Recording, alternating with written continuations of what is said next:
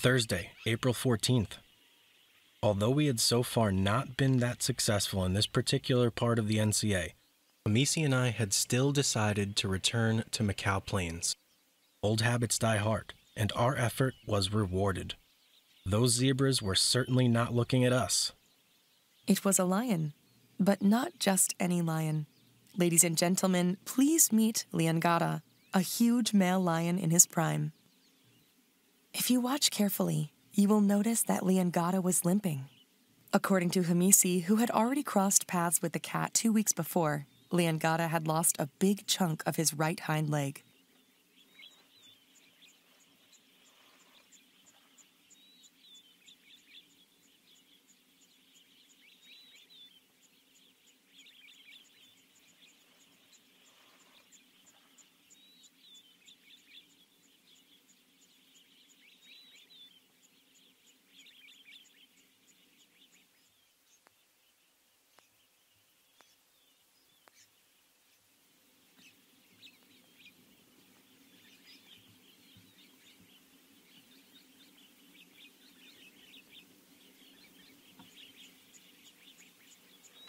Beautiful lion.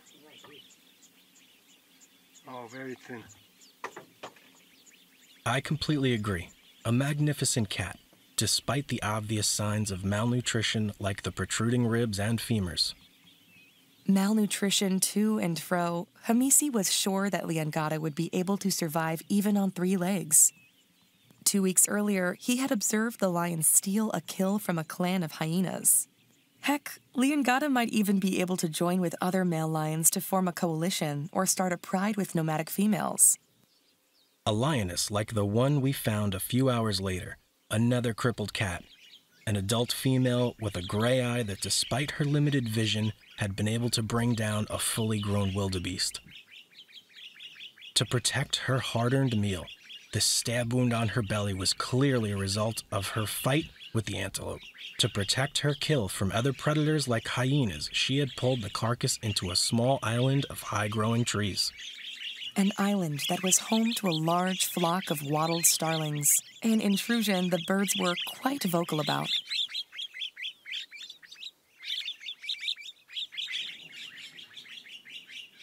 Less than a kilometer away, Klaus and Hamisi discovered another flock of starlings lamenting about a hostile takeover of their home. It was Liangata. Yet again, and now, we could get close enough to have a thorough look at his crippled leg. A leg he had obviously lost in a snare of a poacher. Being trapped, he must have pulled and pulled until a sharp wire had cut through muscles, ligaments, and bones. Liangata, translated from Maasai language, means one from the plains. He was first spotted in the NCA by local researchers in 2016. His last sightings date from 2019. So, welcome back, Liangata.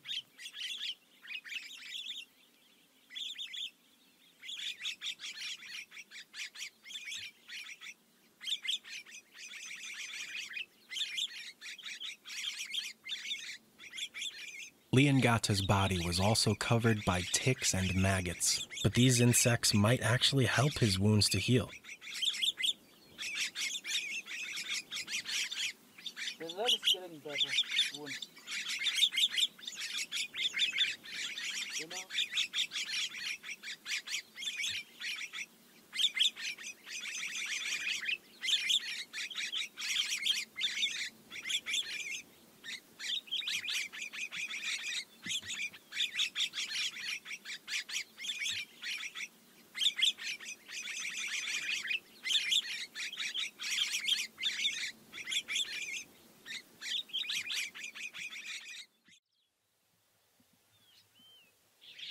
The following day, I asked Hamisi to return to the area we had left Liangata some 20 hours earlier. Much to our surprise, he had taken over the little island from the lioness with the watery eye. And not only that, he had also stolen her kill. Now that had not been our plan for Liangata. He was supposed to win lionesses over with his charm, and not his power and dominance.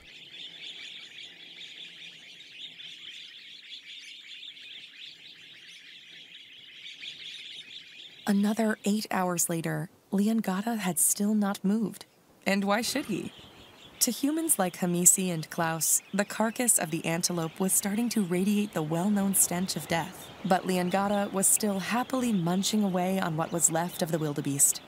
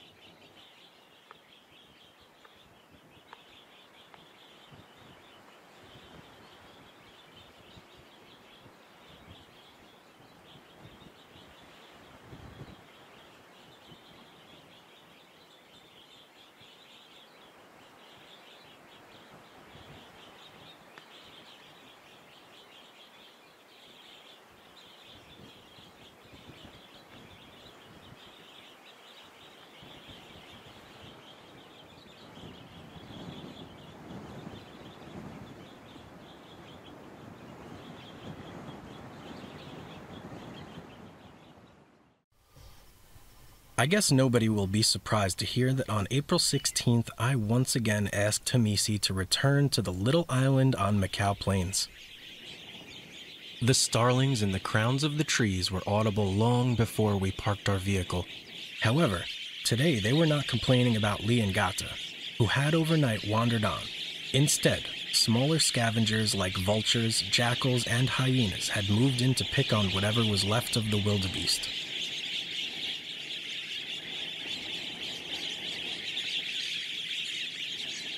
With Klaus still busy filming, Hamisi was already searching for more interesting sights, and was, no surprise either, pretty quickly pretty successful. He had spotted Liangata less than half a mile away.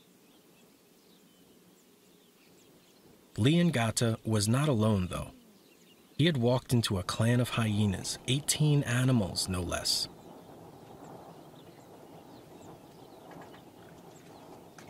Hyenas are considered to be one animal species whose intelligence is still greatly underestimated. In cartoons, they tend to stereotypically play the role of drooling, slow-witted idiots, when in reality, their intellectual powers may match those of some primate species. Therefore, Klaus and Hamisi were pretty sure that these particular hyenas understood very well that their opponent was injured, and thus very limited in his abilities to defend himself. And yet, the hyenas did not dare to attack. What do you think is happening?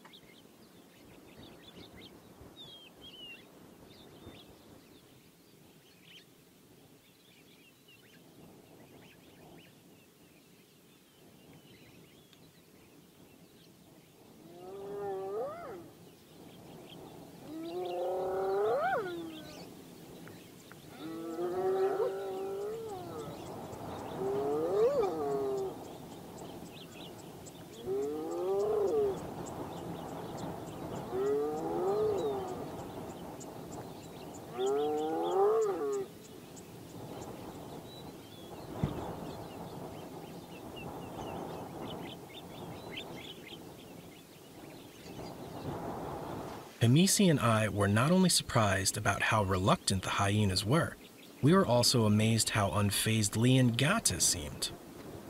Lying down may well have been a move to protect his most vulnerable body parts, but moments later, he put down his head as well. Talk about one cool lion.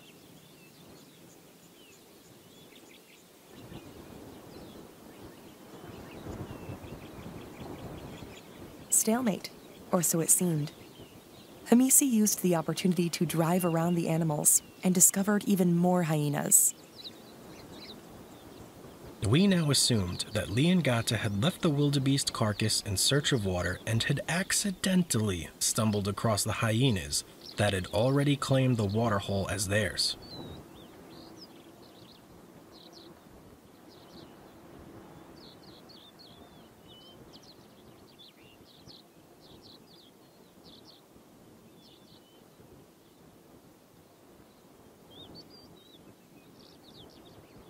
Half an hour later, the hyenas started to disperse. The epic fight Klaus had secretly been hoping for. It was not meant to be, at least not on this day.